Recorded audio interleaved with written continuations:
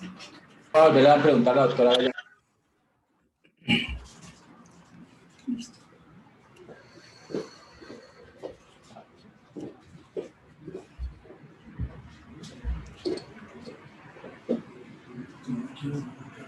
Doctor, buenas tardes.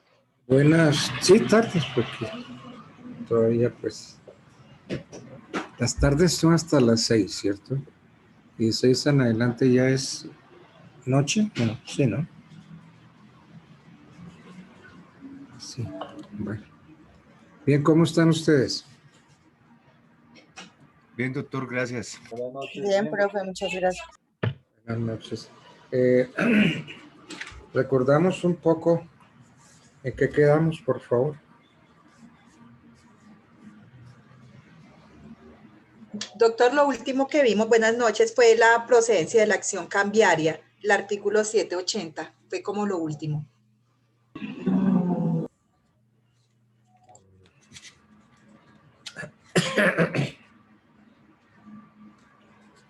Sí, el 780 del Código de Comercio.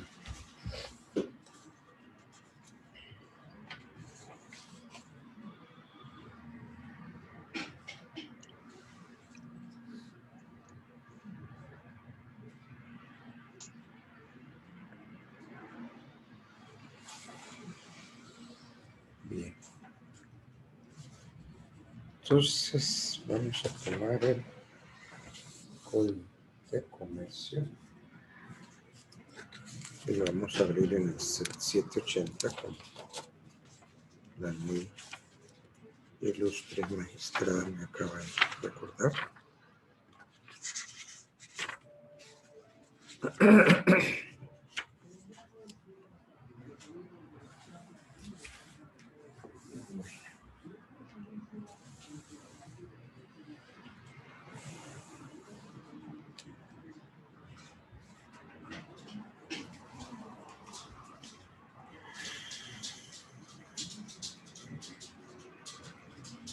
A la pregunta de ¿existe un proceso cambiario? Tenemos que decir que sí hay un proceso cambiario y que hay una acción que se llama acción cambiaria. Recordando un poco qué es la acción cambiaria. Pues la acción cambiaria es el instrumento sustancial de que está dotado el titular de un derecho cambiario para pedir su cumplimiento por vía judicial. Eso. Es decir, una vez que han fallido todas las diligencias extraprocesales para su solución, se inicia la acción cambiaria. Habíamos alcanzado a decir que la acción cambiaria puede ser directa o de regreso.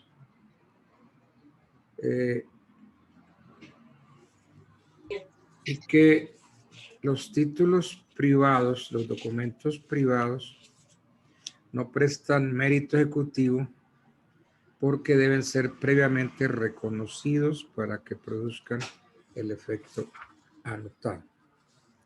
Bueno, ¿cuál es la oportunidad para instaurar la acción cambiaria? Nos dice el 780 del Código de Comercio. La acción cambiaria se ejercitará primero en caso de falta de aceptación o de aceptación parcial.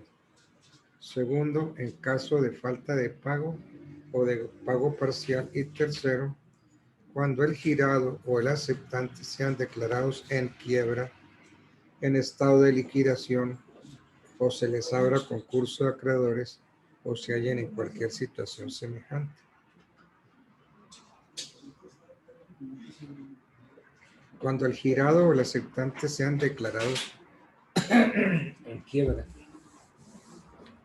Esto me hace recordar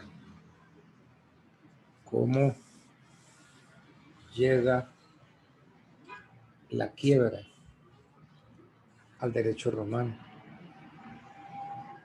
porque el proceso de quiebra, la quiebra, no es de creación romana. Los romanos sabían que Grecia era un pueblo muy culto y muy adelantado. Entonces hicieron lo que yo llamo un espionaje jurídico y llegaron a Grecia y encontraron, por decir, en la Plaza de Bolívar de Grecia, un montón de gente, hombres más que todos, sentados en unas bancas que a algunas les faltaba una pata, pero casi todas las bancas tenían una pata rota. Y estos sujetos estaban allí sentados cuando los juristas romanos preguntaron que por qué estaban toda esa gente sentada en bancas que tenían una pata rota.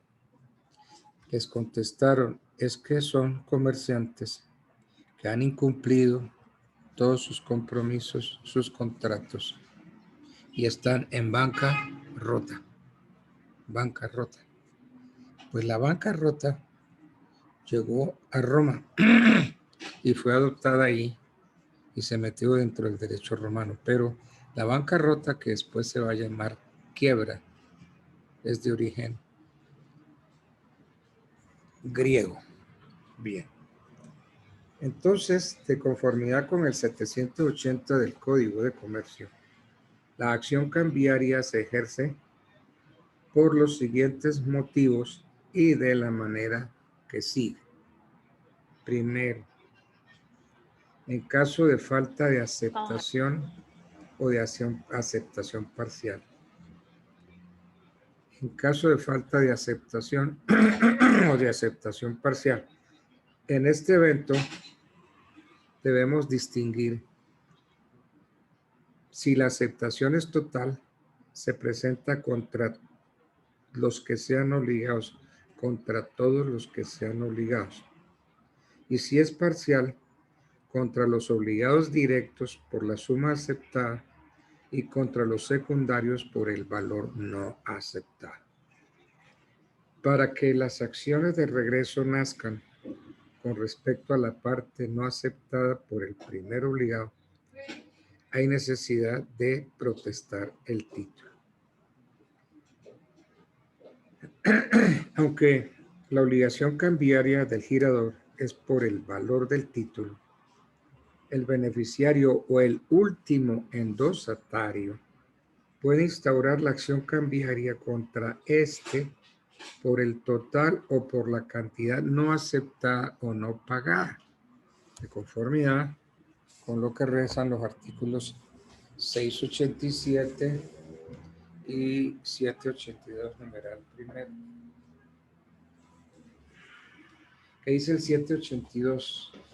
Mediante la acción cambiaria, el último tenedor del título puede reclamar el pago, primero, del importe del título o, en su caso, de la parte no aceptada o no pagada.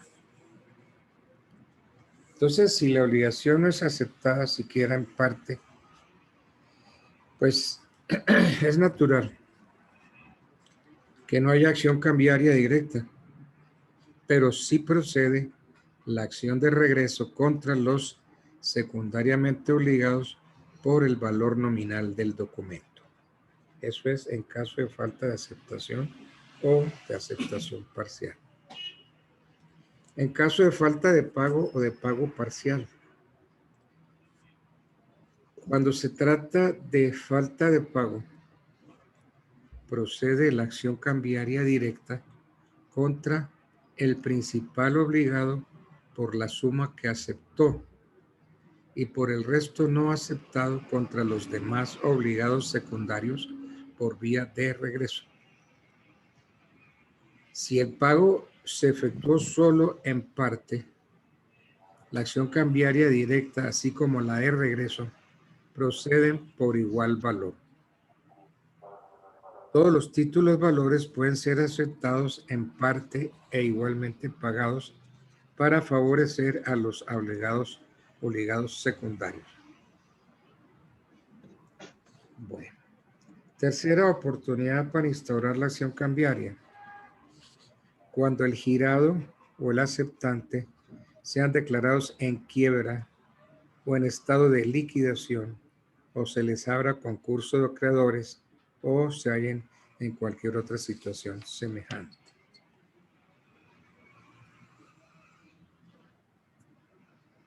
De eso trata el 780.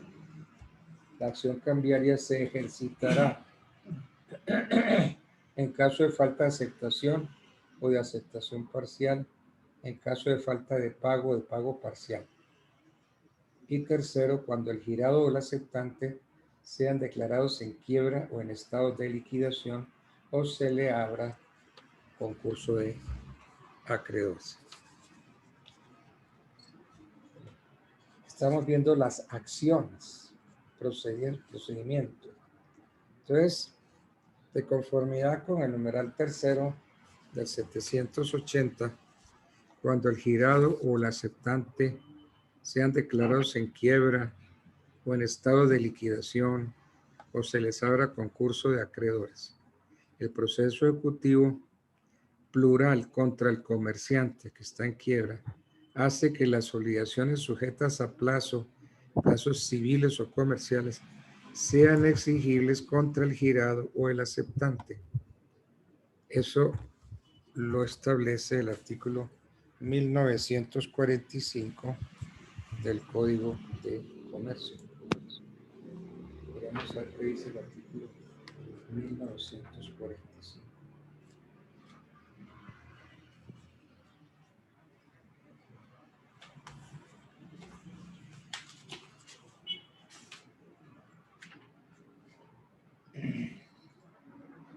En 1945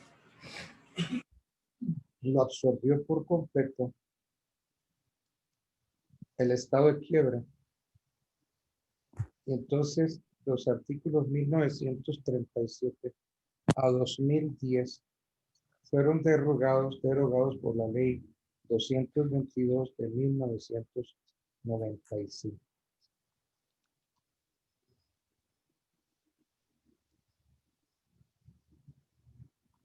Entonces es el caso de una insolvencia empresarial.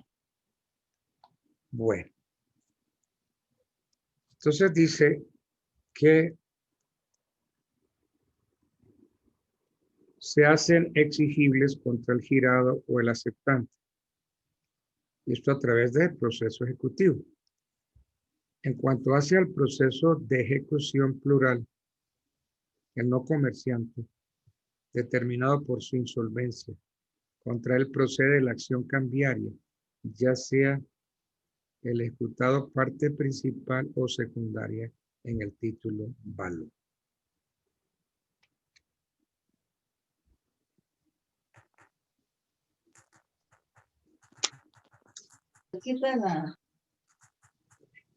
Bueno.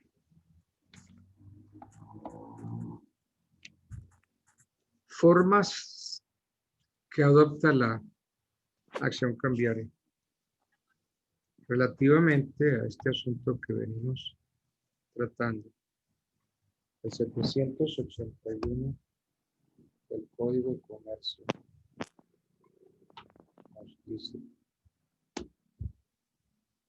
la acción cambiaria es directa, porque vamos a hablar de la acción cambiaria directa y de regreso, ¿no? Porque esas son las formas que adopta la acción cambiaria. La acción cambiaria es directa cuando se ejercita contra el aceptante de una orden o el otorgante de una promesa cambiaria o sus avalistas. Esa es acción cambiaria directa. Y acción cambiaria de regreso cuando se ejercita contra cualquier otro obligado.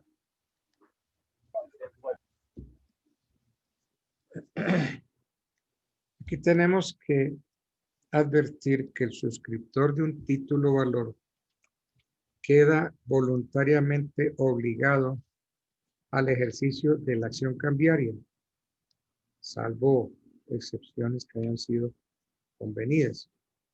Y quienes suscriben en el mismo grado quedan afectados por la responsabilidad solidaria al pago, según trata el 632. Los avalistas responden accediendo a la misma clase de acción cambiaria que la parte que garantiza. Los títulos valores representativos de mercancías dan a su tenedor legítimo el derecho a disponer de ellas, y si el principal obligado no lo acepta, goza de acción cambiaria de regreso para reclamar su equivalente en dinero contra los restantes obligados. Entonces, la acción cambiaria de regreso, como aquí lo dice el artículo, se desenvuelve contra cualquier otro obligado. Pues eso lo dice el 781. Esto es contra quien no adquirió la obligación directa de pagar, o sea, en primer grado. Por lo tanto, si la deuda no es aceptada por este en todo o en parte, o no pagada en todo o en parte, procede a apelar su vinculación cambiaria de tipo secundario. En los casos de la letra de cambio, el cheque, o en los títulos valores que se emiten con base en una orden de pago. La acción de regreso procede contra el girador, contra el creador, contra los endosantes, que son los tenedores, y los avalistas.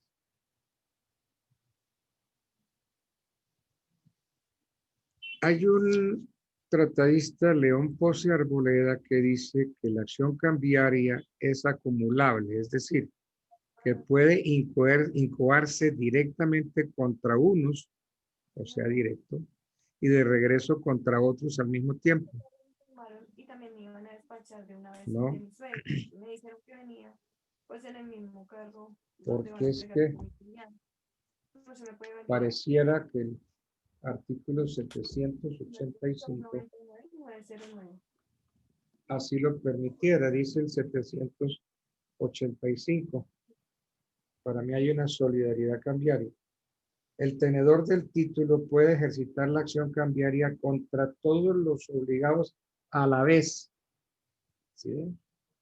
El tenedor del título puede ejercitar la acción cambiaria contra todos los obligados a la vez o contra alguno o alguno de ellos, sin perder en este caso la acción contra los otros y sin obligación de seguir el orden de las firmas en el título. Entonces hay una solidaridad cambiaria y en medio de todo es alternativa porque dice puede ejercitar la acción cambiaria contra todos los obligados o contra alguno o alguno de ellos.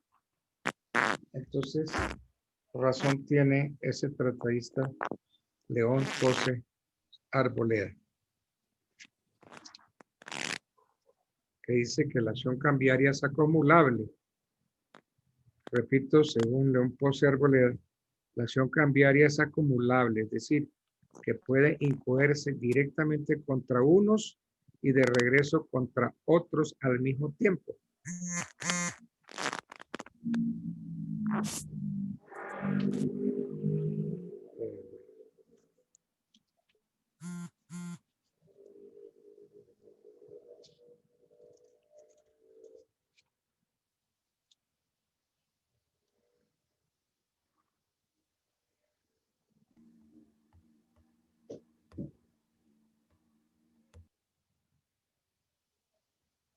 Bueno.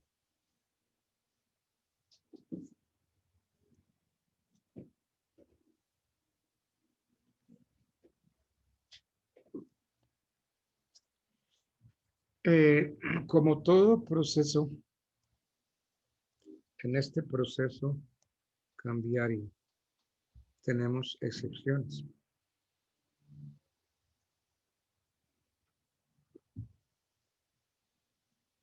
Pero estudiemos qué es una excepción cambiaria.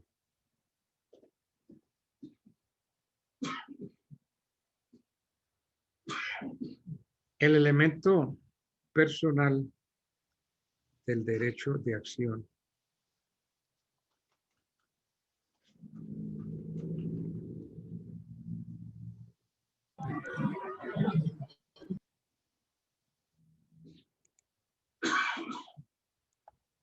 El elemento personal del derecho de acción y del presupuesto procesal de parte implican la existencia de por lo menos un demandante y un demandado con actitud activa o pasiva dentro del proceso.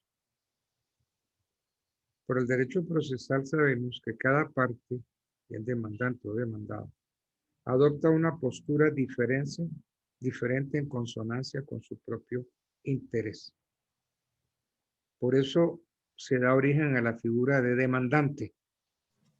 Casi muchos de los tratadistas hablan de actor. Entonces identifican el actor con el demandante. Pero yo me pregunto, ¿el demandado no es actor también? ¿No actúa? Pues todos los que actúan en un proceso son actores. Pero entonces les ha dado por decir que actor es el demandante. No le cambiemos los nombres. Hablemos demandante y demandado. Entonces, según algunos, hablan de actor y de resistente, o de actor y de contradictor, o de actor o de opositor, o de actor u oponente. Hablemos de demandante y demandado. Entonces, para que nos entendamos mejor, yo voy a siempre utilizar demandante y demandado.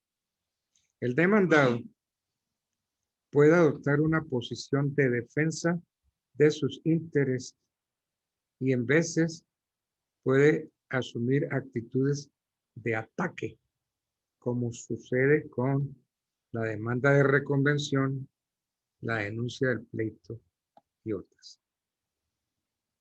Entonces, ¿qué es la excepción? Ustedes vieron derecho procesal, recordemos eso. La excepción es un medio de defensa del demandado. Tiene una fisonomía propia que permite y precisa su diferenciación. Entonces, la excepción se caracteriza porque al demandado le corresponde demostrar el supuesto de hecho coincidente con la hipótesis normativa para enervar la acción. La naturaleza de la excepción, como está consagrada en el derecho procesal romano, reus in excipiendi fit actor. La naturaleza de la excepción determina la actuación jurisdiccional en diferentes sentidos. Unas veces para controvertir el derecho sustancial, otras para establecer o no la existencia de los presupuestos procesales y en no pocas oportunidades sobre el desenvolvimiento de la relación jurídico-procesal. Así entonces, las excepciones pueden ser de fondo o de forma. Tienen por objeto las primeras, las de fondo, eliminar la relación sustancial invocada por el demandante, y la segunda, las de forma, se refieren o atañen al proceso para suspenderlo o mejorarlo. La doctrina, de igual manera, clasifica las excepciones en reales o personales para designar en el primer caso un ataque al negocio jurídico, o sea, las reales, y las otras, las restantes, personales, a aquellos motivos que pueden ser opuestos por el demandado al demandante por causa o con ocasión del negocio jurídico. Entonces, se entiende por excepción cambiaria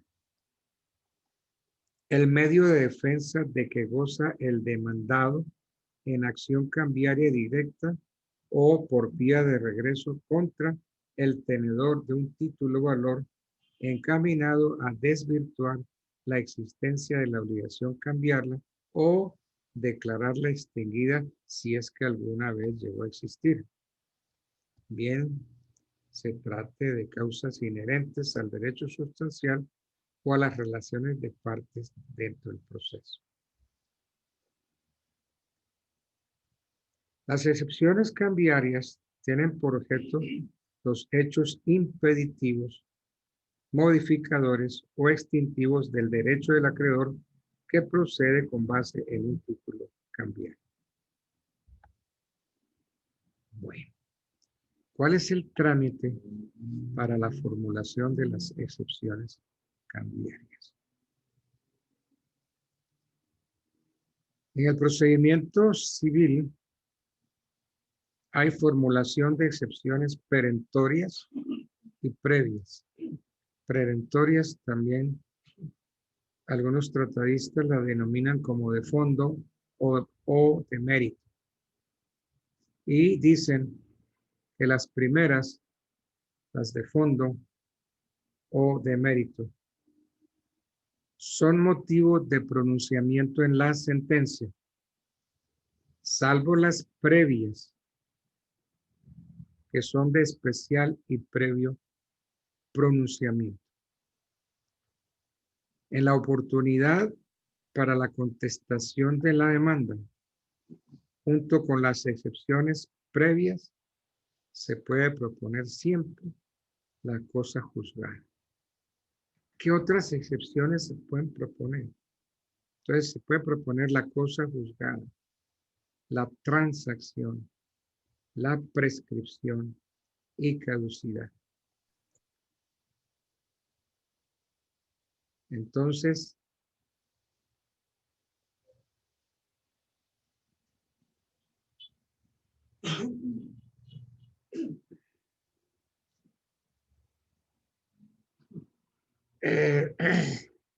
como en el proceso ejecutivo no hay traslado de la demanda, porque es que no hay autoadmisorio de demanda. En el proceso ejecutivo no hay autoadmisorio de demanda. En el proceso ejecutivo lo que hay es un mandamiento de pago. Como en el proceso ejecutivo no hay traslado de la demanda, todas las excepciones perentorias y previas se formulan por escrito en la oportunidad mencionada por el artículo 509. Y se formulan conjuntamente y no se van a resolver en un trámite incidental, sino que ya se resuelven en la sentencia, de donde se infiere que si se declaran probadas, se extingue el proceso. Pero si no prosperan, se ordena llevar adelante la ejecución. Entonces, hay sentencia en el proceso ejecutivo, hay sentencia de excepciones. Entonces, la sentencia de excepciones en el proceso de ejecución hace tránsito a cosa juzgada con las salvedades que se observan en el artículo 512 del Código de Procedimiento Civil.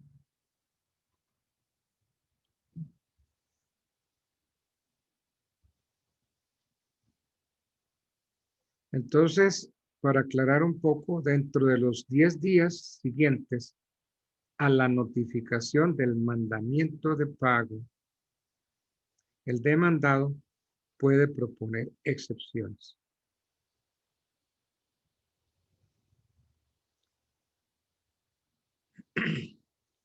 Pero como es un proceso ejecutivo, los hechos que configuren excepciones previas deberán alegarse mediante reposición del mandamiento de pago. ¿Ok? Entonces, excepciones previas, excepciones de mérito. Entonces, los hechos que configuren excepciones previas deberán alegarse mediante reposición del mandamiento de pago. Esa es la forma de proponer las excepciones en el proceso ejecutivo. ¿Cuáles son las excepciones cambiarias? Las excepciones cambiarias las encontramos en el 784 del Código de Comercio. Dice 784. Contra la acción cambiaria solo podrán oponerse las siguientes excepciones.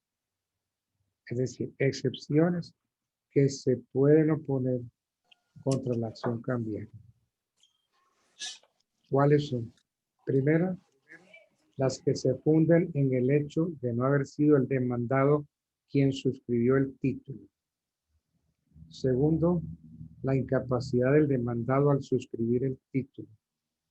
Tercero, las de falta de representación o de poder bastante de quien haya suscrito el título a nombre del demandado. Y así son 13 excepciones que consagra el artículo 784. Entonces, repito, el 784 del Código de Comercio consagra las excepciones cambiarias allí anotadas. Son 13.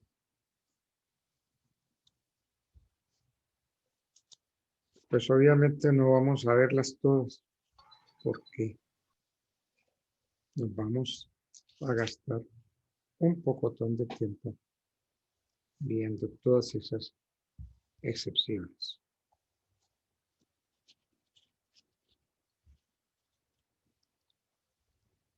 Miremos, a ver, yo diría que unas 2 o 3. Miremos esta. ¿En qué consiste la excepción cambiaria de no haber sido el demandado quien suscribió el título? De conformidad con el artículo 625 del Código de Comercio, la eficacia de todo título o valor radica en la firma que se ponga en él y la entrega con intención de hacerlo negociable, como determina la ley de circulación. De modo que no hay obligación cambiaria si no hay firma del título. Entonces, las primeras partes y las segundas obligadas junto con sus avalistas responden por el pago del título cuando acceden a la obligación de manera voluntaria y mediante su suscripción.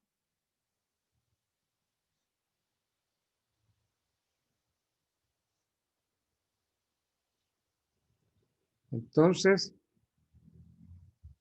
puede ser, es posible que la firma del obligado cambiario no corresponda con la del demandado. Bien porque nos encontremos ante una falsedad o una suplantación de firma, o bien porque el deudor tenga el mismo nombre que el demandado, pero sean, sin embargo, personas diferentes. Entonces, estos motivos que yo acabo de decir se fundan en el hecho de no ser el demandado quien suscribió el título. Así las cosas, entonces, lo que en un momento dado puede controvertirse es la legitimidad de la firma del demandado o de otro de igual situación que él, pero de ninguna manera la del beneficiario o tenedor legítimo. Si la parte deudora está compuesta de varias personas obligadas, o sea que hay solidaridad pasiva. Si la parte deudora está compuesta de varias personas obligadas en igual grado, sea primaria o secundariamente, la falsidad de la firma o la homonimia solo la puede invocar a su favor el demandado implicado o aquel a quien se refiere el caso, pero no los demás deudores, porque a pesar de que su obligación es solidaria, también lo es autónoma. ¿Quién dice esto? Un tratadista antioqueño, Sanín Echeverri. A este respecto, el catedrático Sanín Echeverri comenta: si una parte está compuesta por 3 personas, A, B y C, y la firma de A es falsificada, esta excepción no es oponible ni por B ni por C, que son deudores solidarios y contra quienes prospera la acción por este aspecto. Bien. Miremos otra. ¿En qué consiste la excepción de incapacidad del demandado al suscribir el título? Es presupuesto esencial para el nacimiento de una obligación en el plano jurídico que quien la contrae sea capaz. Acuérdense cuáles son los requisitos de validez de todo acto o contrato: capacidad, consentimiento, objeto lícito, causa lícita. Entonces, es presupuesto esencial para el nacimiento de una obligación en el plano jurídico que quien la contrae sea capaz, en relación obviamente con las obligaciones que tienen como fuente el acto de voluntad. Ese acto de voluntad se llama contrato. Entonces, el concepto capacidad se usa anfibiológicamente en nuestro medio, pues en ocasiones se emplea para designar cuando una persona es titular de derechos y sujeto pasivo de obligaciones, y en otras el poder jurídico para actuar de manera personal y por cuenta propia en la celebración de actos jurídicos. En la primera acepción es un atributo de la personalidad, mientras que en el segundo lo que pregona es el requisito para la validez del negocio jurídico. Por eso el 1502 del Código Civil indica que para que una persona pueda obligarse respecto a otra por un acto o declaración de voluntad, se requiere que sea capaz, capacidad, consentimiento, objeto, causa, lícita. Y así hay un montón de excepciones que pues no nos vamos a meter en todas esas excepciones. Pues yo diría que aquí termina los procedimientos cambiarios.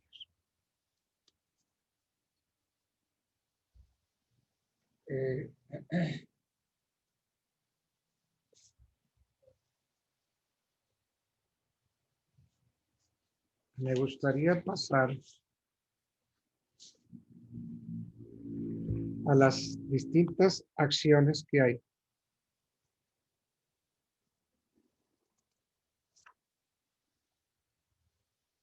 Miremos a ver. 640.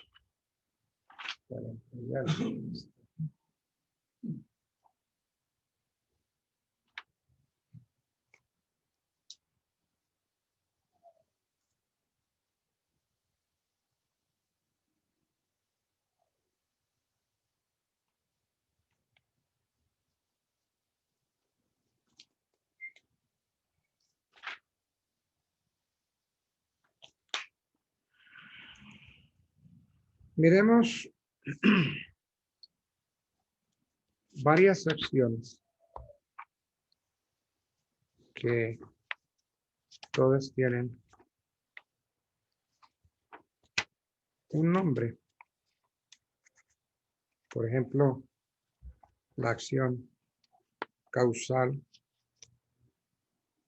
la acción de enriquecimiento cambiario.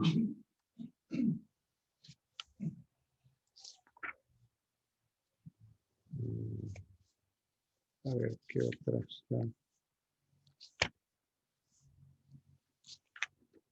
La acción de cancelación y reposición.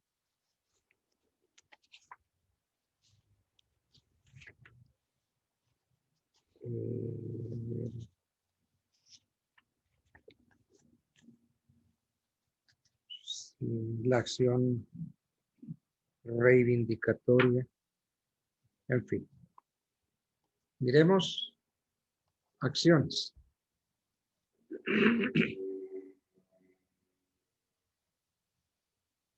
Vamos a ver lo que se llama la acción causal. Puede suceder que al vencimiento de un título de contenido crediticio o dentro del término para la presentación para el pago, el tenedor no sea satisfecho con la solución del mismo. Así las cosas, podríamos llegar a pensar que no tiene más alternativa que el ejercicio de la acción cambiaria para obtener el pago forzoso de la obligación. Sin embargo, el artículo 643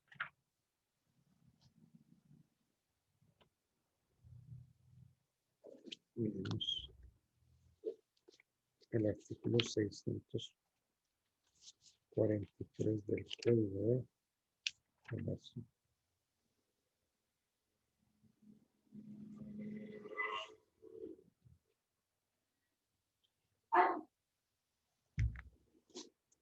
Este artículo 643 del Código de Comercio consagra la posibilidad de elegir entre dos acciones, la cambiaria o la causal, entendiendo por esta última la causal, la que le permite pretender el cumplimiento o la resolución o terminación del negocio o relación subyacente que constituye el antecedente de la emisión o transferencia del instrumento. ¿Qué dice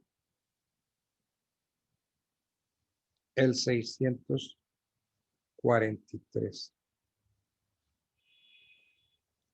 La emisión o transferencia de un título valor de contenido crediticio no producirá, salvo que aparezca de modo inequívoco, intención en contrario de las partes, extinción de la relación que dio lugar a tal emisión o transferencia. La acción causal podrá ejercitarse de conformidad con el artículo 882.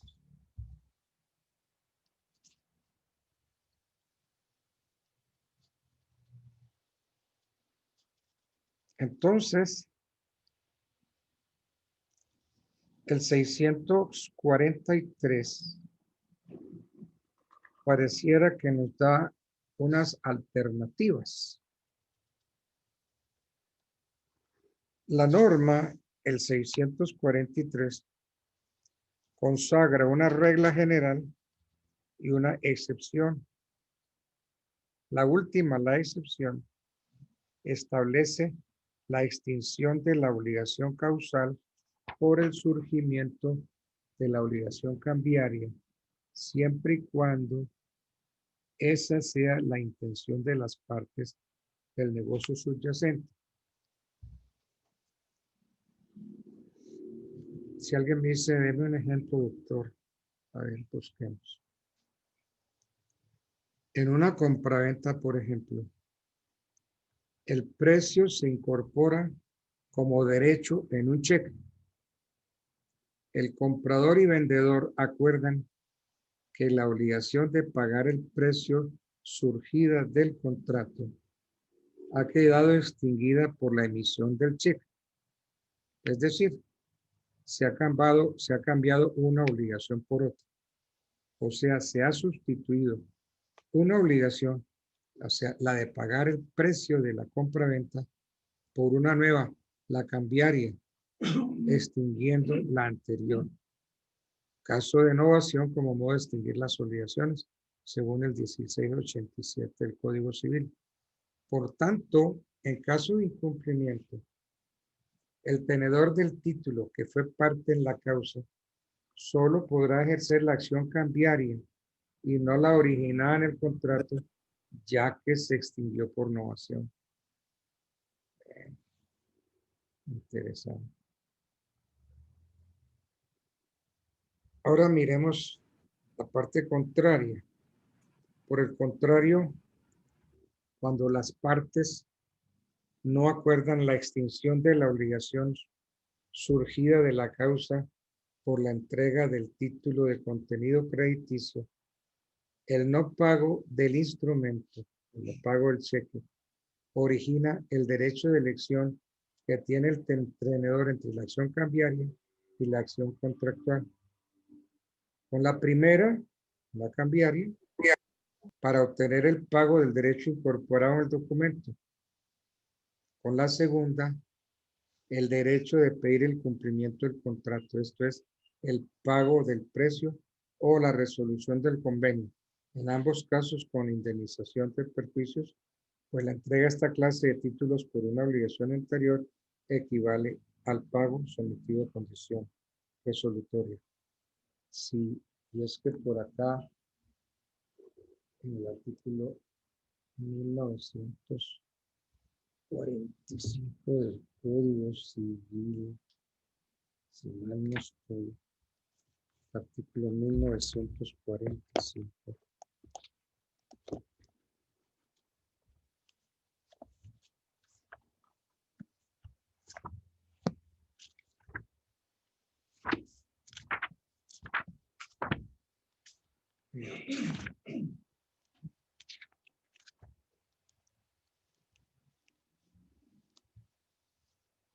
No es 1945, entonces es el 1546.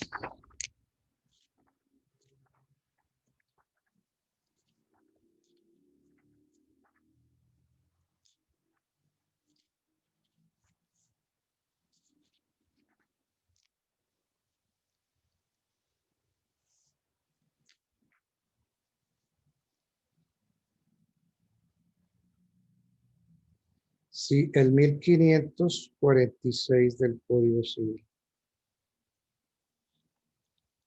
Gracias, Teoría General de las Obligaciones. Porque en este momento viniste a ayudarme. El 1546 del Código Civil dice, en los contratos bilaterales va envuelta la condición resolutoria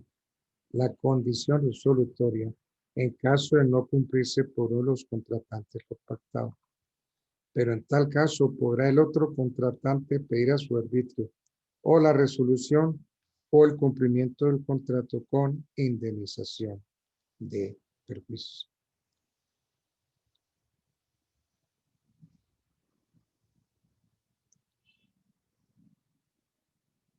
A ver, el artículo 1602 del Código Civil prevé que todo contrato legalmente celebrado es una ley para los contratantes, que no puede ser invalidado sino por mutuo consentimiento o por causas legales. Y entre esas causas legales está la resolución. Entonces, la resolución y el mutuo disento tienen características y alcances jurídicos distintos. Cuando ustedes vieron obligaciones, tuvieron que aclarar que no se debe confundir la disolución del contrato por resolución con la disolución del contrato por mutuo disento, que son dos cosas distintas. No debemos confundir la disolución del contrato por resolución con la disolución del contrato por mutuo disenso. La primera, o sea, por resolución, se produce por el cumplimiento de una condición resolutoria, o sea, por una causa legal, y la segunda, por el mutuo consenso de las partes, de suerte que siendo diferentes, la resolución del contrato y la resiliación o mutuo disenso. Es impropio hablar de la resolución del negocio jurídico por mutuo disenso, pues en el primer evento, el aniquilamiento de la convención se produce como efecto del cumplimiento de la condición resolutoria por la inejecución por parte de uno de los contratantes de las obligaciones a su cargo. Y la otra se produce por el acuerdo mutuo para dejarlo sin efecto. Entonces, una cosa es la resolución y otra es el mutuo disenso, el mutuo consentimiento. Ustedes están de cuando en vez por ahí leyendo obligaciones, contratos y todo eso, se están acordando de repasar todo eso, porque es que yo cada día me convenzo más de que el derecho es hermoso, es lindo, pero es lo más traicionero del mundo el derecho, porque usted jura que lo sabe, usted jura que lo tiene, pero vaya, trate de explicarlo para que vea que no puede. Y cuando uno pregunta, el alumno empieza, de momentico, doctor, lo tengo aquí, lo tengo en la punta de la lengua. Mire, doctor, es que está aquí en la punta de la lengua. En la punta de la lengua es que lo traicionó porque cuando usted lo necesita, no lo tiene. Y así sea usted memorista, no va a poder contestarlo porque la memoria no le sirve para nada. Porque si usted no entiende el derecho le sirve para tres cosas, para nada, para nada y para nada. Porque no lo puede resolver todo con memoria. La memoria quizás sirva para medio darle satisfacción a un profesor cuando pregunte algo, como para tratar de ganar la materia. Pero la memoria no sirve para entender el problema. Entonces, hay que estudiar el derecho. Hay que entender el derecho.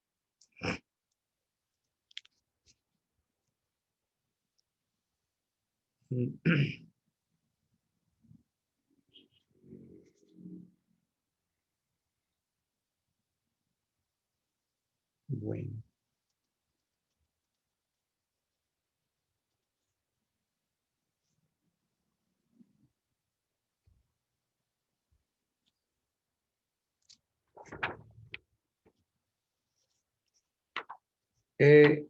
Estaba tratando de explicar las alternativas que nos da el artículo 643. Alcancé a decirles que la norma, el 643 del Código de Comercio,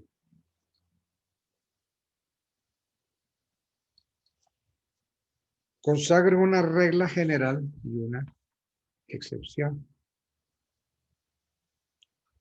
Esta última, la excepción, establece la extinción de la obligación causal por el surgimiento de la obligación cambiaria, siempre y cuando esa sea la intención de las partes del negocio subyacente. Y había alcanzado a poner el ejemplo que en una compraventa el precio se incorpora como derecho en un cheque. El comprador y vendedor acuerdan que la obligación de pagar el precio surgida del contrato ha quedado extinguida por la emisión del título. Es decir, se ha cambiado una obligación por otra. Se ha sustituido una obligación, ¿cuál? La de pagar el precio en la compra-venta por una nueva, la cambiaria. Entonces extingue la anterior. O sea que hay una innovación como modo de extinguir las obligaciones. Por tanto, en caso de incumplimiento, el tenedor del título que fue parte en la causa solo podrá ejercer la acción cambiaria y no la originada en el contrato que ya se había extinguido por novación. Por el contrario, cuando las partes no acuerdan la extinción de la obligación surgida de la causa por la entrega del título de contenido crediticio, el no pago del instrumento origina el derecho de elección que tiene el tenedor entre la acción cambiaria y la acción contractual. Con la primera, la cambiaria, para obtener el pago del derecho incorporado en el documento y demás pretensiones, según el 782. Con la segunda, en el ejemplo propuesto, el derecho de pedir el cumplimiento del contrato es el pago del precio o la resolución del convenio, en ambos casos con indemnización de perjuicios por la entrega de esta clase de títulos por una obligación anterior equivale a pago sometido a condición resolutoria. Entonces, aquí están de acuerdo el Código de Comercio con el Código Civil, el 782 con el 1546 que ya leímos. En caso de incumplimiento, la parte a quien se le incumplió tiene dos acciones. O pide la resolución del contrato con indemnización o pide el cumplimiento del contrato con indemnización.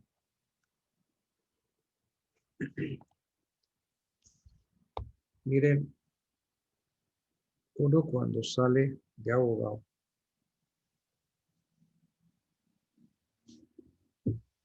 cree haber cogido el cielo con las manos.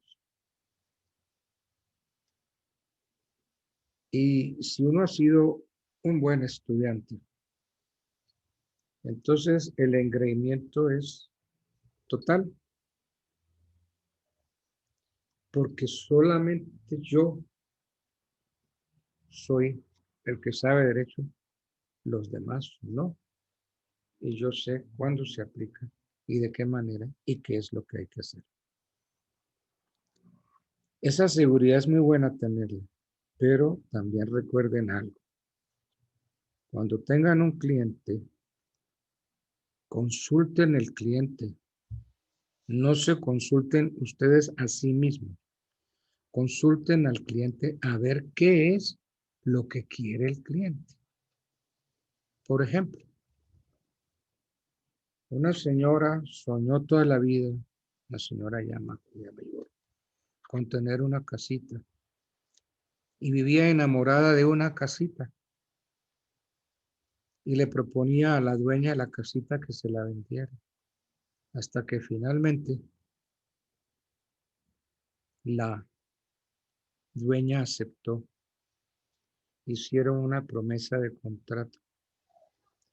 La prometiente compradora no demoró en pagarle el precio total de la casa a la prometiente vendedora.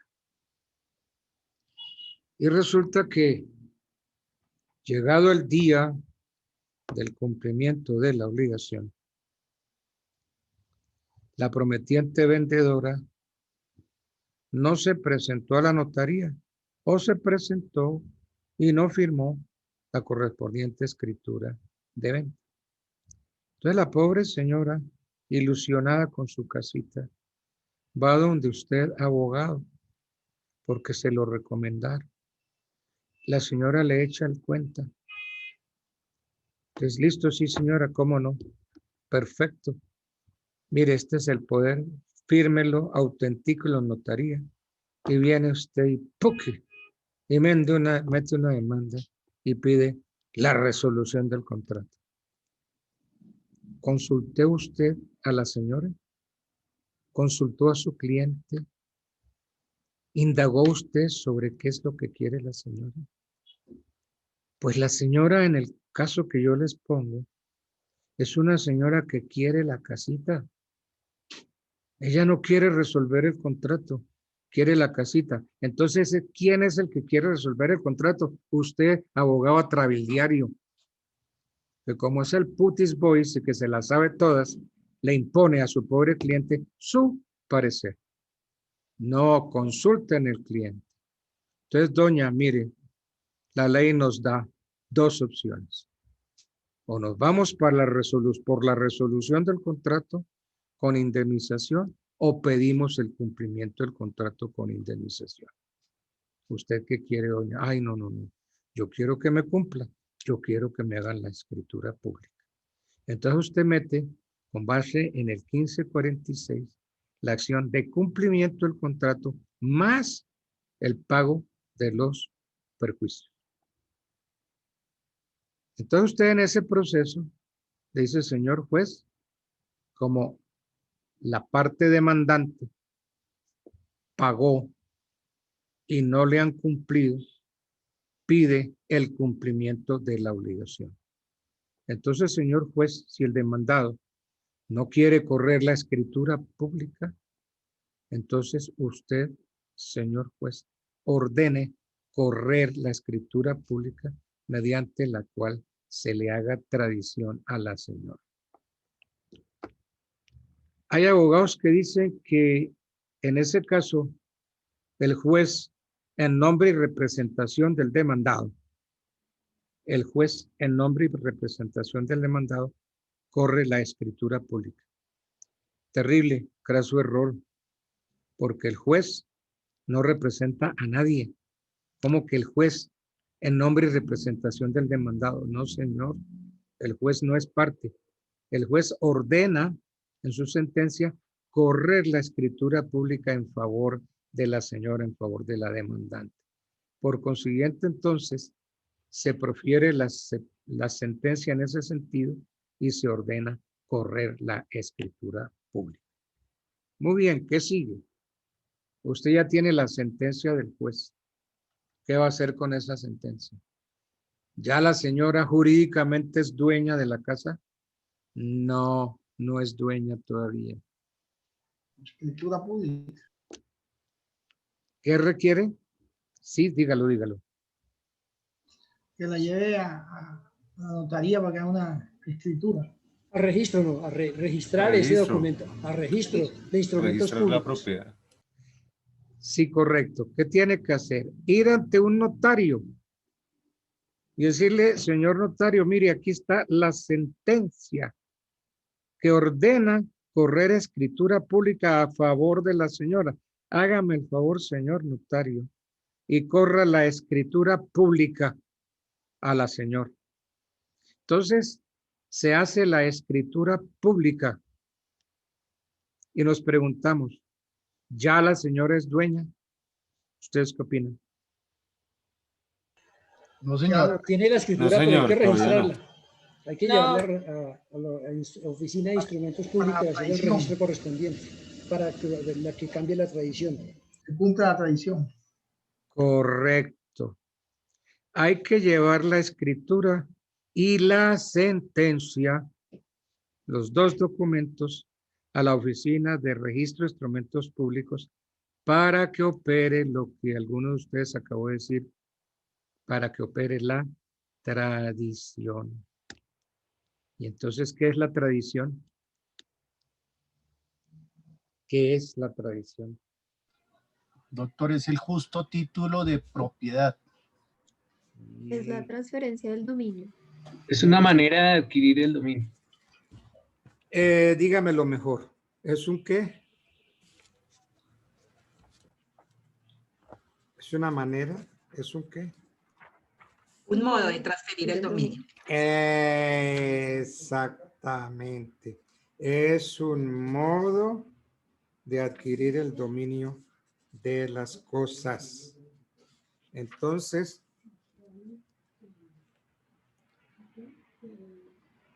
para que valga la tradición, dice el 745, se requiere un título traslaticio dominio.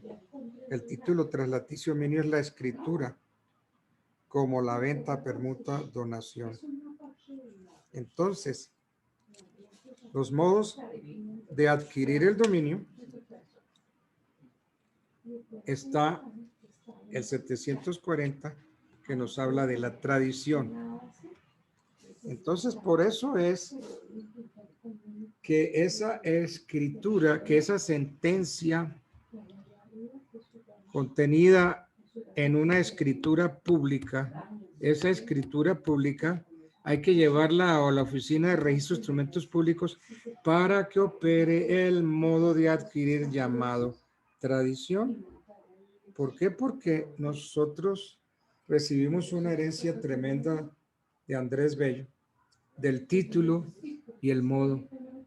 Hay título, si hay título tiene que haber modo, y si hay modo tiene que haber un título, de modo que para poder adquirir una cosa necesitamos título y modo. Y entonces en este caso la tradición es un modo de adquirir el dominio de las cosas.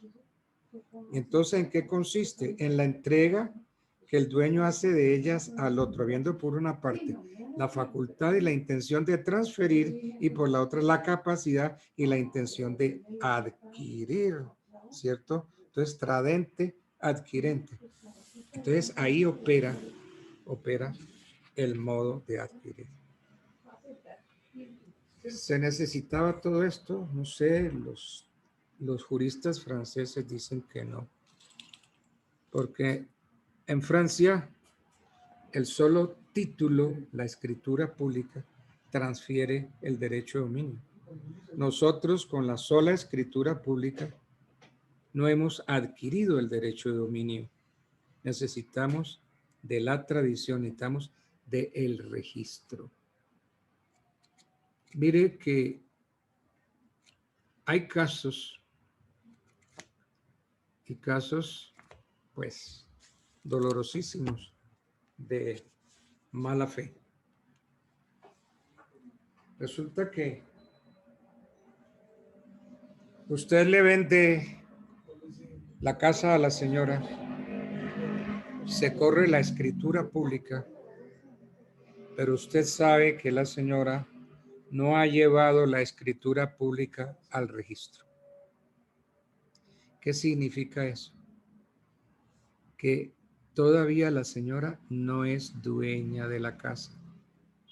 Y el tiempo va pasando y la señora feliz con su escritura pública, donde dice que ella es la dueña, donde dice que ella compró, pero ella no ha llevado la escritura a registro. Como usted sabe eso, y usted es un bandido, un sinvergüenza, entonces viene y se fabrica un proceso para quitarle a la señora la casita. Usted se busca un calanchín y le dice, mire amigo, vea, yo le firmo estos cheques y estas letras vencidas. Y entonces formúleme un proceso ejecutivo. Y entonces en el proceso ejecutivo usted pide embargo y secuestro de esta casa. Oiga, pero es que esa casa usted la vendió. Sí, yo la vendí, pero resulta que como la señora no ha llevado la escritura, todavía no es la dueña. No es la dueña. Entonces yo vengo y pido, por favor, me cierra. Compañero Humberto. Compañero Humberto. Ay, hágame el favor de cerrar ese micrófono. Entonces, como yo sé que la señora no ha llevado la escritura pública al registro, yo sigo figurando en el registro como dueño. Me pido entonces un certificado de libertad y tradición del inmueble y ese inmueble aún figura a nombre mío. Entonces, ¿qué hace el demandante? Con ese certificado le dice, señor juez, sírvase embargar esta casa que es del demandado. Y entonces viene el juez y profiere el embargo y entonces ese embargo se registra. Entonces ya ese bien quedó fuera del comercio. Cuando la señora se acuerde de que tiene que llevar su escritura pública a registro, allá en el registro no se la registran. Señora, no podemos registrarle esa escritura porque su bien está embargado, está fuera del comercio. Y entonces lo asqueroso de esto es que ese proceso continúa y lo llevan hasta remate.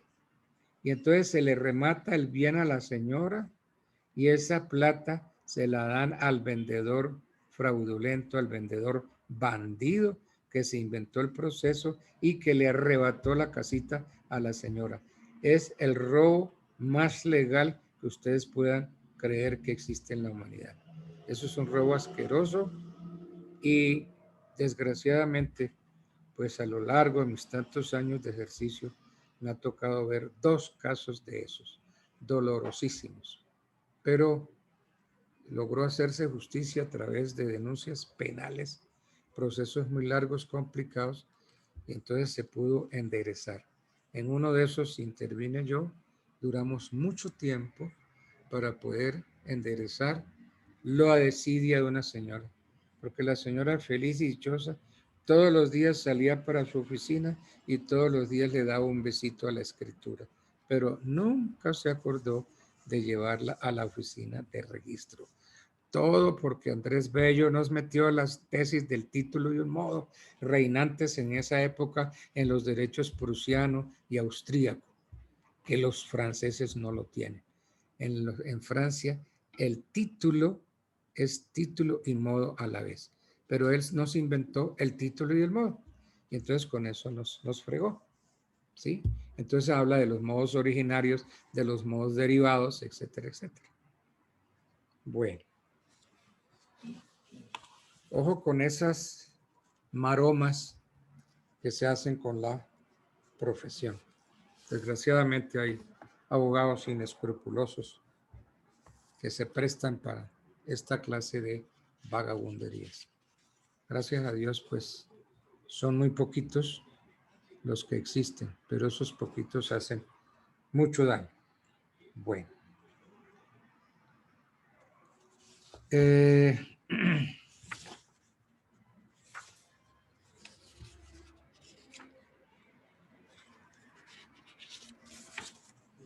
Miremos la acción de enriquecimiento cambiario. En el derecho civil hay una fuente de obligaciones que se llama enriquecimiento sin causa o enriquecimiento torticero. Fíjense que ya no son las fuentes de las obligaciones tradicionales, contrato, cuasi contrato, delito, cuasi cotito y ley, sino que hay otras, el enriquecimiento sin causa, la responsabilidad civil. Esas son fuentes modernas y existen en nuestro derecho gracias al maestro Álvaro Pérez Vives, que en su obra no se cansó de explicar, diciendo que hay esas formas también de adquirir el dominio, enriquecimiento sin causa y responsabilidad civil en sus 4 modalidades. Pues bien, la acción de enriquecimiento cambiario. ¿Cuál sería esta acción de enriquecimiento cambiario?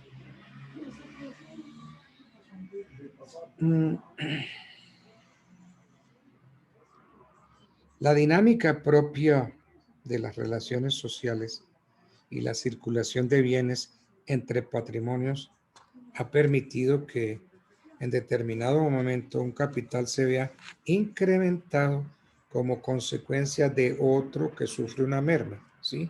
A un enriquecimiento corresponde un empobrecimiento. Tal es el caso, por ejemplo, del que presta una suma de dinero, el que entrega un inmueble a título de compraventa para recibir el precio en un plazo. En estos casos que yo pongo de ejemplo, el equilibrio se logra cuando voluntariamente el mutuario o el comprador pagan lo adeudado al vencimiento de la obligación.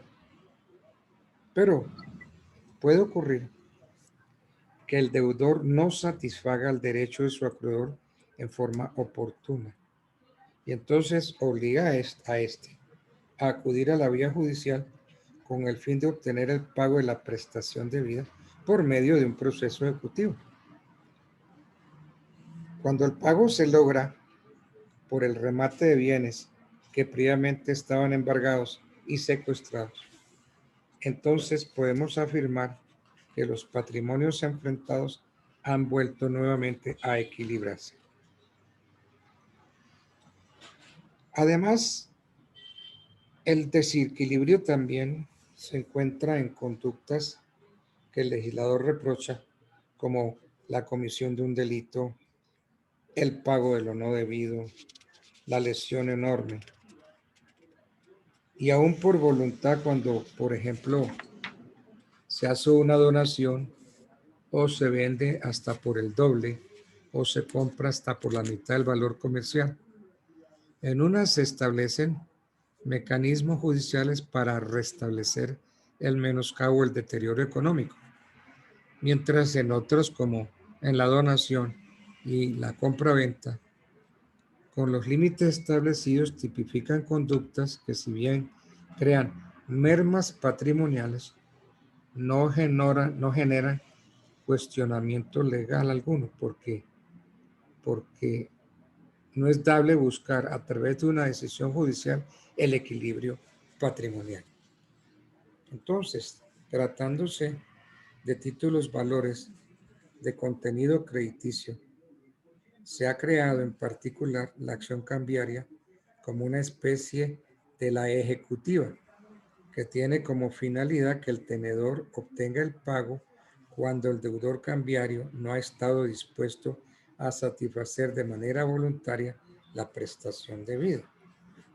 Sin embargo, para llegar a ella es necesario que el acreedor cumpla con las cargas que el legislador le ha impuesto, como la presentación para la aceptación y para el pago, el protesto, con el fin de evitar que las acciones cambiarias caduquen por un lado, y el ejercicio de las acciones cambiarias dentro de los términos legales para evitar la prescripción por el otro. Porque es que si no se presenta en tiempo, si el instrumento no se presenta en los días para su presentación, para su pago, y no se protesta, se opera la caducidad de la acción cambiaria. Es posible que el tenedor incumpla alguna de estas obligaciones mencionadas con la consecuencia propia de la caducidad o la prescripción de los derechos y acciones, que trae como consecuencia la pérdida de las acciones causales, según si mal no estoy, lo tiene el artículo 800. Yo corro este código civil que es bien grande y pesado para sacar otro más grande que es el Código Comercial. Según ocurre con el artículo 882. Vamos a ver qué dice el artículo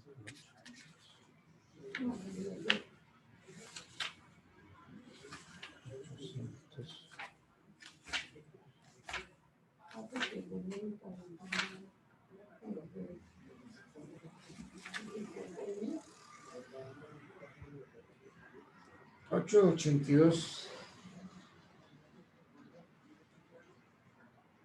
La entrega de letras, cheques, pagarés y demás títulos, valores de contenido crediticio por una obligación anterior valdrá como pago de esta si no se estipula otra cosa, pero ya llevará implícita la condición resolutoria del pago en caso de que el instrumento sea rechazado o no sea descargado de cualquier manera. Cumplida la condición resolutoria, el acreedor podrá hacer efectivo el pago de la obligación originaria o fundamental, devolviendo el instrumento o dando caución a satisfacción del juez de indemnizar al deudor los perjuicios que pueda causarle la no devolución del mismo. Entonces, ha entendido el legislador que las cargas impuestas al tenedor generan riesgos por los términos tan cortos de caducidad y prescripción, que se justifican por la celeridad y la seguridad que demanda el tráfico mercantil a través de estos documentos, pero que en manera alguna pueden llevar a que las obligaciones consignadas en ellas se conviertan rápidamente en naturales, evitando la consolidación del desequilibrio patrimonial. Entonces, por razones de equidad, se ha tipificado una acción que trata de evitar las consecuencias propias de la caducidad y prescripción de las acciones cambiarias llamada de enriquecimiento cambiario.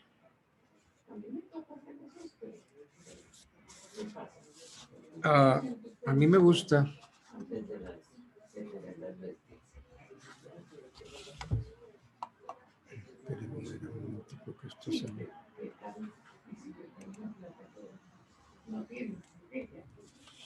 me gusta acudir siempre al derecho romano. Esto que estamos explicando se tiene en el derecho como romano, en derecho romano, como la actio in rem verso.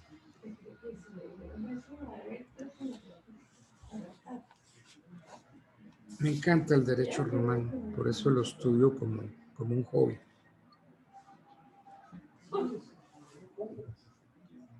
Porque es que el que sabe derecho romano sabe todo. Eso es un derecho muy sabio. Esta acción de in rem verso estuvo restringida en principio al pater familias por los actos de los sometidos a su potestad.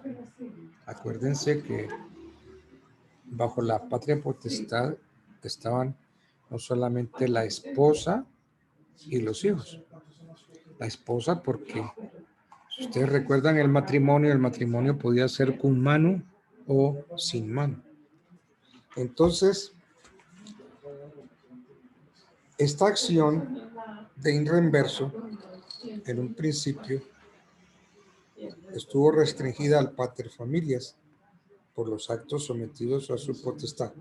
En la época de Justiniano se amplió a los actos jurídicos de los sui juris, quien tenía plena capacidad jurídica para obrar. Y en el progreso jurídico sucesivo se fue ampliando hasta cubrir toda acción tendiente a invalidar el enriquecimiento injusto o sin causa. Pero bien vale la pena que distingamos estos dos conceptos. Por enriquecimiento injusto se entiende el que se logra de manera ilícita. Enriquecimiento injusto, enriquecimiento torticero, como muchos autores lo llaman, se entiende el que se logra de manera ilícita o abusando de circunstancias personales o de otra especie en tratos o convenios. Por el contrario, el enriquecimiento sin causa es el aumento de un patrimonio con empobrecimiento de la gente. Entonces, a un enriquecimiento hay un empobrecimiento. Y un empobrecimiento sin el amparo de las normas legales, ni en los convenios, ni en actos privados. Los antecedentes al enriquecimiento injusto y sin causa se encuentran en numerosos textos del derecho romano. Sí, la conditio indebiti, ustedes lo van a encontrar, se concedía a quien había pagado por error una deuda. La conditio causa data o causa non secuta procedía ante una prestación realizada con vistas a una causa futura que no se llevaba a efecto, como la promesa de la dote o la constitución de la dote en el supuesto de no realizarse el matrimonio.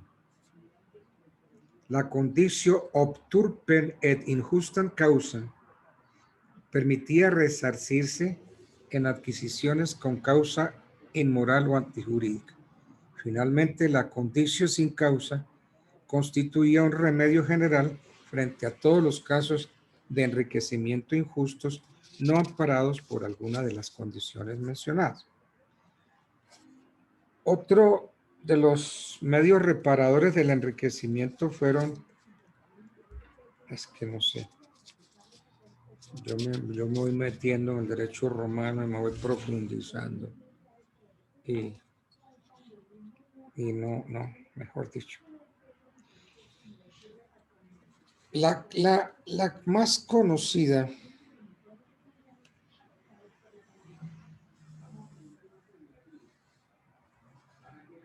conocida es la acción pauliana en caso de fraude contra acreedores. La restitutio in integrum para reparar perjuicios inferidos a los menores de 25 años en caso de usucapión contra un inocente. La actio de in reverso que competía al padre de familia por los actos del hijo o del esclavo que hubieran obrado sin su orden. Y esta última acción se generalizó después para reparar los enriquecimientos sin causa. Y uno de los grandes tratadistas, Planión, como Planior y Ripert, la consideran como cuasi contractual. Esa es la acción en reverso. Pero miremos la legislación privada colombiana.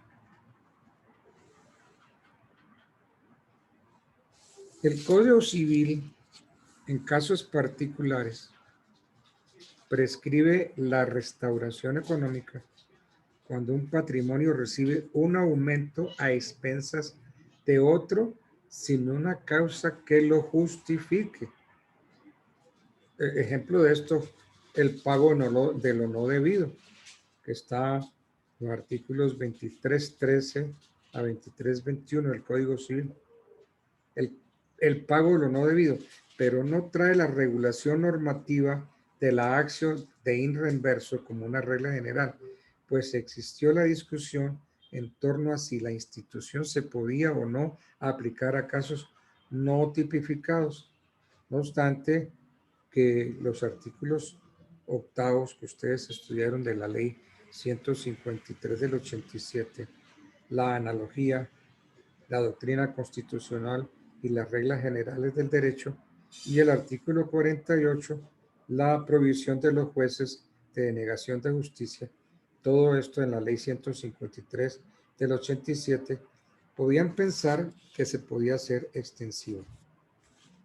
Pero fue a partir de 1935, cuando la Corte en sentencia del 6 de septiembre de ese año estableció la regla general del enriquecimiento sin causa, según la cual se debe aplicar en todos en que en alguna forma la justicia sufra quebranto, así como la sentencia del 19 de noviembre del 36 como fuente de obligaciones ha servido para que la labor de la jurisprudencia y la doctrina hayan establecido su fundamento, delimitando el ámbito de su dominio y aplicación y precisando sus elementos constitutivos.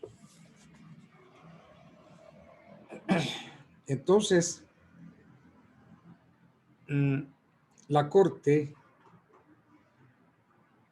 ha venido precisando los requisitos que estructuran el enriquecimiento sin causa. Invariablemente los ha considerado bajo la idea de que son acumulativos o concurrentes y por lo tanto todos deben estar presentes para que esa acción pueda resultar exitosa. ¿Cuáles son? Primer requisito, que exista un enriquecimiento, es decir, que el obligado haya obtenido una ventaja patrimonial. Esto es no solo en el sentido de adición de algo, sino también en el de evitar el menoscabo de un patrimonio. Es decir, que haya un enriquecimiento.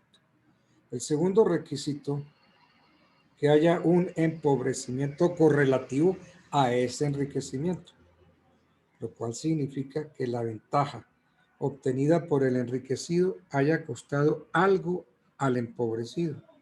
O sea, que a expensas de éste se haya efectuado el enriquecimiento. Es necesario entonces aquí aclarar que la ventaja del enriquecido puede derivar de la desventaja del empobrecido o a la inversa. La desventaja de este derivar de la ventaja de aquel. Lo común es que el cambio de la situación patrimonial se opere mediante una prestación hecha por el empobrecido al enriquecido, pero el enriquecimiento es susceptible de verificarse también por intermedio de otro patrimonio. El acontecimiento que produce el desplazamiento de un patrimonio a otro debe relacionar inmediatamente a los sujetos activo y pasivo de la pretensión de enriquecimiento, lo cual equivale a exigir que la circunstancia que origina la ganancia y la pérdida sean una y sea la misma. Para que el empobrecimiento sufrido por el demandante como consecuencia del enriquecimiento del demandado debe ser injusto, se requiere que el desequilibrio entre los dos patrimonios se haya producido sin una causa jurídica.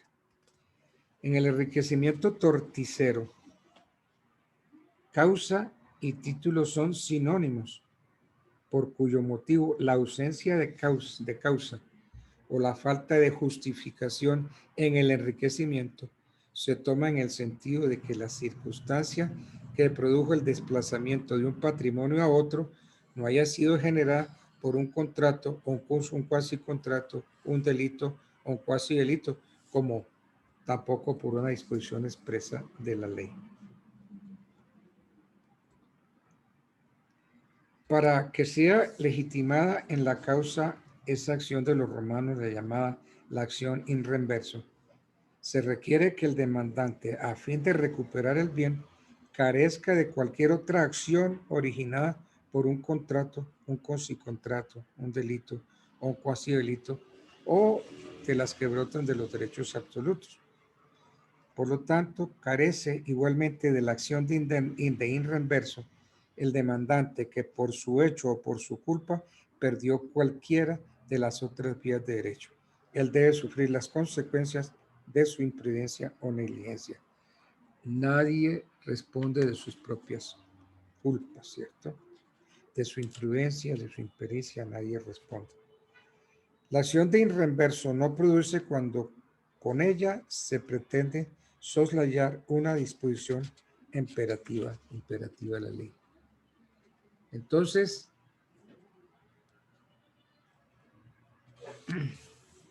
como consecuencia de la labor desarrollada por la doctrina y la jurisprudencia, el Código de Comercio consagró como regla general la acción de enriquecimiento expresada en el artículo 831 en estos términos.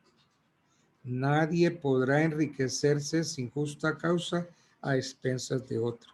Sin embargo, en materia de títulos, valores de contenido crediticio, se trata de la misma acción, pero con unos rasgos muy particulares. Esto es, que se origine en la caducidad o prescripción de la acción cambiaria. Bueno.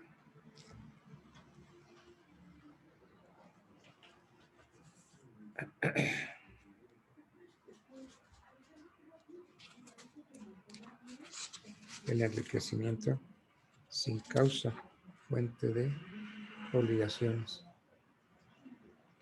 Entonces, que exista un enriquecimiento, que exista un enriquecido, que exista un empobrecimiento. Pero esta acción, yo me pregunto, ¿prescribe?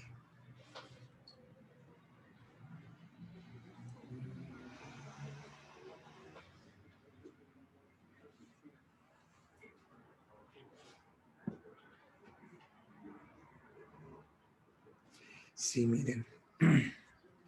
Miren, es que a veces al final del artículo encuentra uno la respuesta. Yo me pregunto que si prescribe la acción de enriquecimiento. Entonces miremos el artículo 882 del código. Pero y miremos lo último, la última partecita. Dice, esta acción prescribirá en un año. ¡Qué belleza! Un año. Pero no nos dice el artículo a partir de cuándo empieza a cumplirse esa prescripción.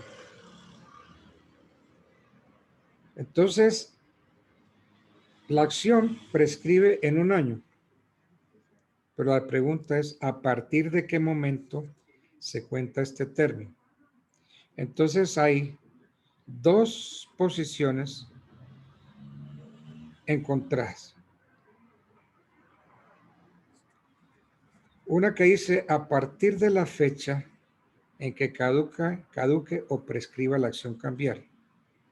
Esta posición, tengo que reconocer, ha sido asumida por la Corte y de acuerdo con ella se expresa que el año fijado empieza a correr desde el día en que haya caducado o prescrito el instrumento sin que se requiera declaración judicial de prescripción respecto a la acción cambiar. No obstante que admite la excepción de prescripción, no puede ser declarada de oficio. En el caso particular debe contarse como lo señala el 829, porque de lo contrario se iría a imponer un requisito que la ley no contempla, como es el pronunciamiento judicial sobre la prescripción. Según esta tesis, por ejemplo, en un pagaré, el vencimiento del título ocurre el 19 de abril del año 2000. Tratándose de la acción cambiaria directa, la prescripción va hasta el 19 de abril del año 3000, ¿cierto? Un año. El vencimiento del título ocurre el 19 de abril del 2000. Entonces la acción tiene un año, va hasta el 19 de abril del 2003. Y la acción de enriquecimiento prescribe entonces el 19 de abril de 2004. O sea que opera de manera automática la prescripción de las acciones sin que se requiera declaración judicial, es decir, opera de pleno derecho.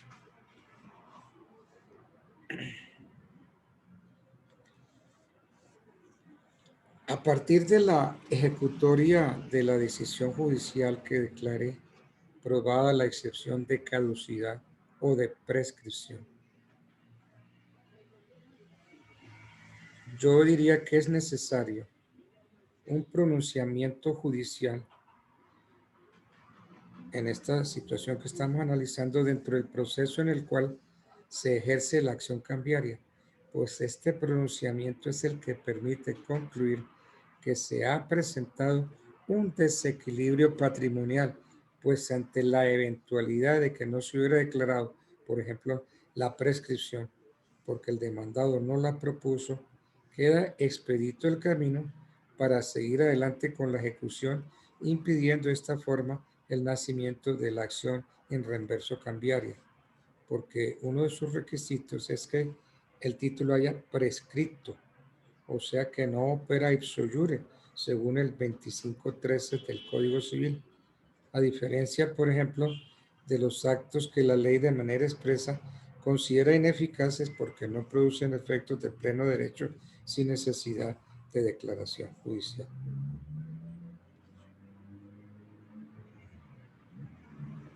Bueno.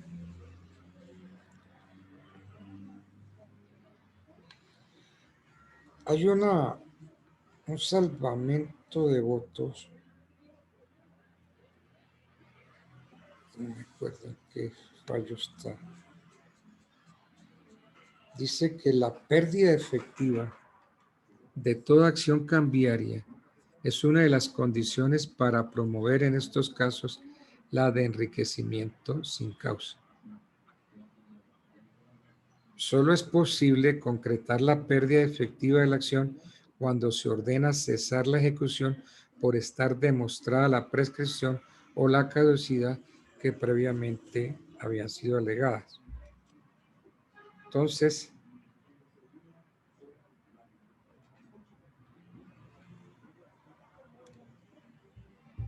así las cosas, se llega a la conclusión de que es necesario esperar la ejecutoria de la providencia judicial que declara aprobada la prescripción o la caducidad para que a partir de allí se empiece a contar el año de prescripción de la acción de enriquecimiento, de la que trata, como dijimos, la partecita final del 882 del Código de Comercio. Esta acción prescribirá en un año. Yo voy a tomar un resaltador porque es que esta partecita es difícil de tener en cuenta porque es la parte final del artículo, entonces hay que resaltarlo. Esta acción prescribirá en un año.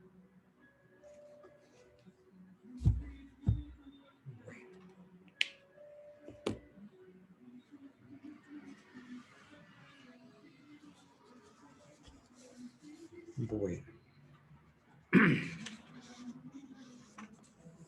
Hay un proceso muy interesante, que es otra acción, como estamos viendo las acciones.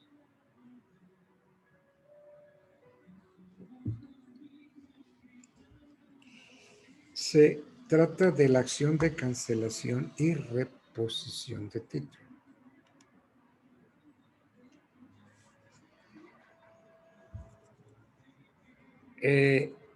Los títulos valores están expuestos al deterioro, a la pérdida, a la destrucción. Entonces, esas son razones que han llevado al legislador a implementar mecanismos procesales de recuperación de los derechos incorporados en ellos. ¿Cuáles son? Como la reposición, la cancelación o la cancelación y reposición. ¿Qué es la reposición? La reposición es la confección de un nuevo título que reemplaza a otro que se encuentra deteriorado, de tal manera que no puede seguir circulando o que se destruya en parte, siempre y cuando subsistan los requisitos esenciales para su identificación. Con la demanda se debe anexar el documento que se pretende reponer, pues se debe devolver al principal el obligado. ¿Mediante cómo? Mediante desglose del proceso. Sin embargo, cuando no exista esta clase de deudor, la devolución se debe hacer al obligado que más deudores libere siguiendo la previsión normativa que no regula la situación planteada. La demanda debe dirigirse contra todos los signatarios del título y el tenedor tendrá derecho a que los suscriptores del documento le firmen uno nuevo, incluso a quienes se pruebe que la rúbrica inicial había sido destruida o tachada. Las pretensiones de la demanda serán entonces que se ordene la creación de un nuevo título y la firma por quienes fueron demandados. Una vez ordenada la suscripción del nuevo documento, si los demandados por cualquier circunstancia no quieren o no pueden firmarlo, el juez deberá hacerlo por ellos. Eso es lo que dice la inmensa mayoría de los tratadistas. El juez deberá hacerlo por ellos. Ese es un error. El juez no hace el documento. Ordena hacerlo, pero no lo hace. ¿Por qué? Es porque se sería convirtiendo en juez y parte. Vamos a ver si el 815 del Código de Comercio dice algo. No. Estos artículos 813 a 815 fueron subrogados por el Código de Procedimiento Civil, artículo 449 y decreto 2282 de 1989.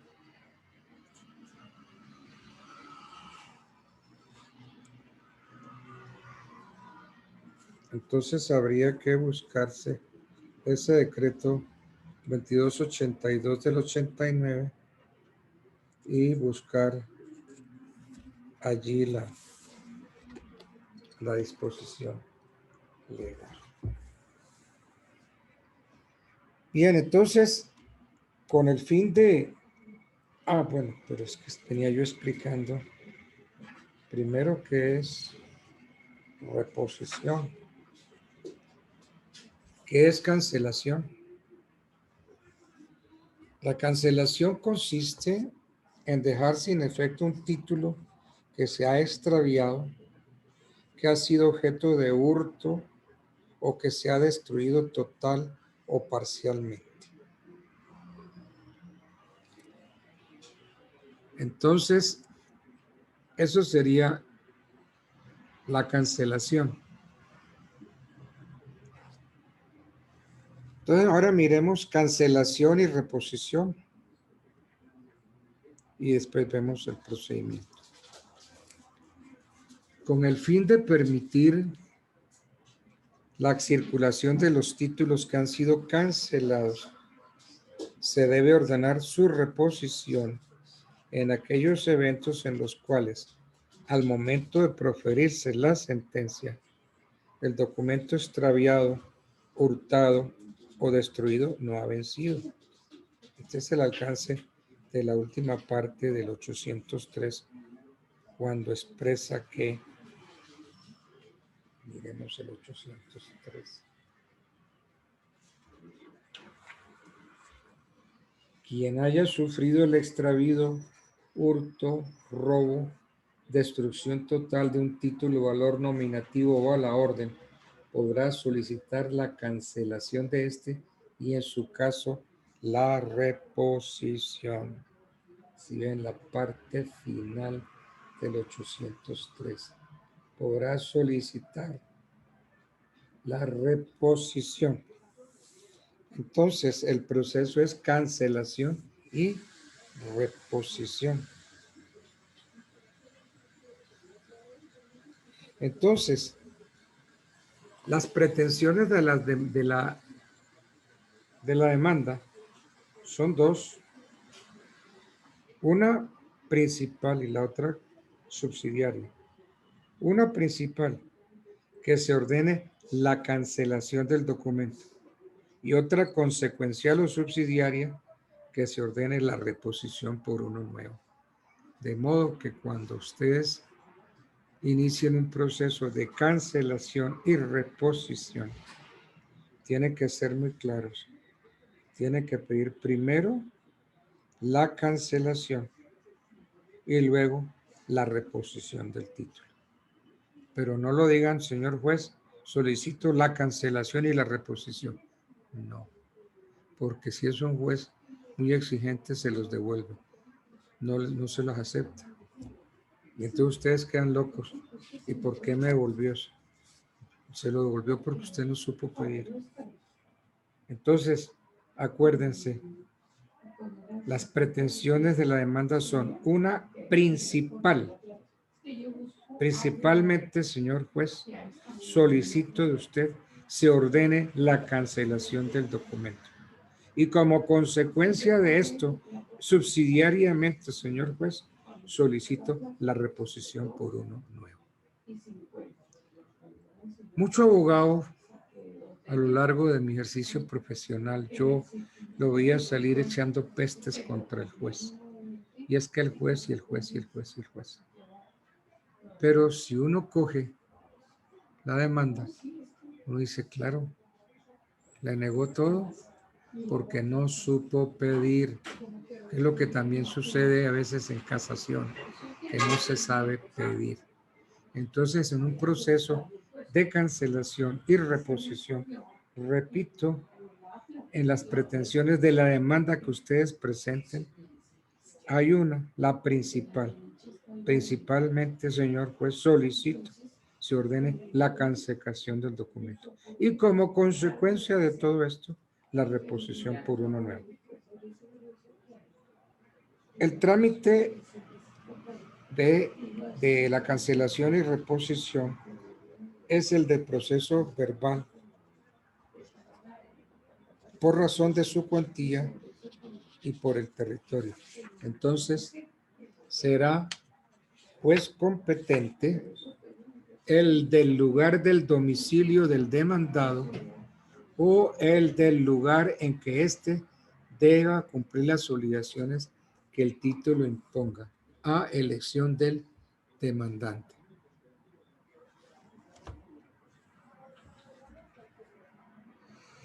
Uy, excúsenme que yo estoy todo animado y no miré el reloj.